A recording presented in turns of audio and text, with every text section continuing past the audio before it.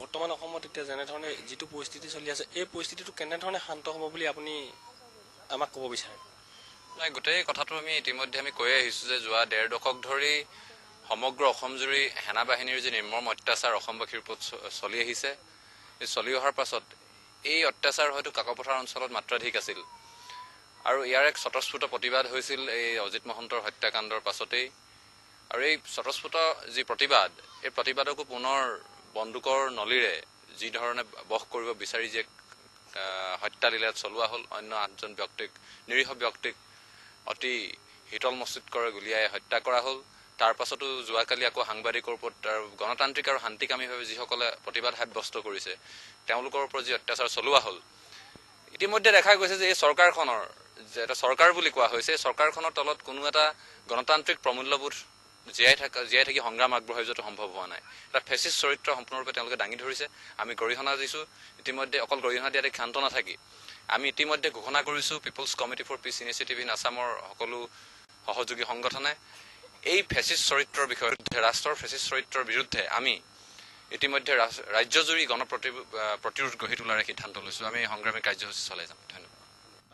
ছাত্ৰ সন্থাৰ কেন্দ্ৰীয় সম্পাদক লক্ষ্য কোঁৱৰ হত্যা কৰা হৈছিল, তাৰ বিষয়ে আমাক অকণমান জনাব থুলমূলকৈ অজিত মহন্তৰ মাকে। সেইদিনাখন ৪ তাৰিখ শনিবাৰ দিন হৈছিলে, ৪:০৪ বজাত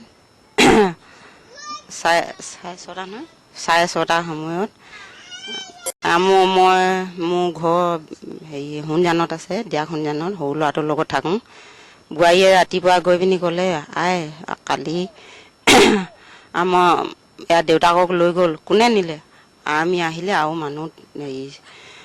মানুহ ২জন আহিছিলে। তাৰপিছত এজন ধুতি পিন্ধা আৰু এজন চিভিল ড্ৰেছত। সেই ধুতি পিন্ধাজনে ক'লে বোলে কান্দুৱা ঘৰত আছে না বুলি ক'লে। ঘৰত নাই, আহি ওচৰৰ ঘৰ তাত বহি আছে বুলি মাতি দে বাৰু বুলি ক'লে।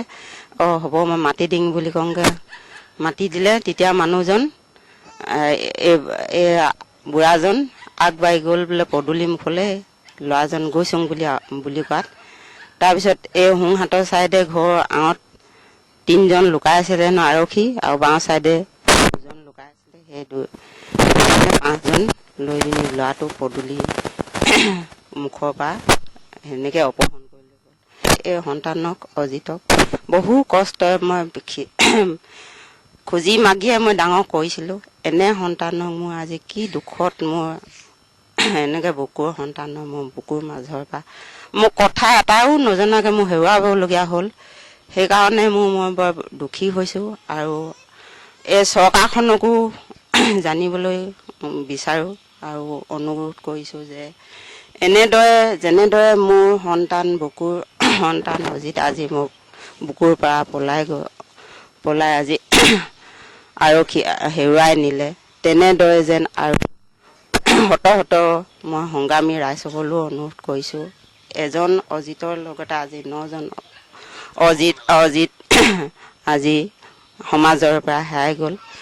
আজি তেওঁবিলাকে মই যিমান অনুতাপ কৰিছোঁ, সিহঁতৰ মাকহঁতেও তেনেদৰে অনুতাপ কৰিছে। যাতে সংগ্ৰামী ৰাইজ আজি সকলোৱে মিলিজুলি থাকিবলৈ মই এটা কামনা কৰিছোঁ। আৰু মই চৰকাৰখনকো মই এটা অনুৰোধ কৰিছোঁ যাতে এই সমাজৰ পৰা এই আমাৰ সমাজৰ পৰা যেন আজিৰ পৰা নিৰ্দোষী মানুহসকলক কোনো ধৰণেই যেন অন্যায় অত্যাচাৰ নকৰে।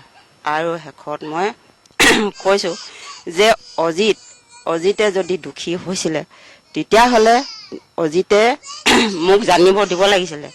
কাৰাগাৰ আছে, কাৰাগাৰত বন্দী কৰক, আৰু তাতোতকৈ যদি হেৰি হয় মোক জানিবলৈ দি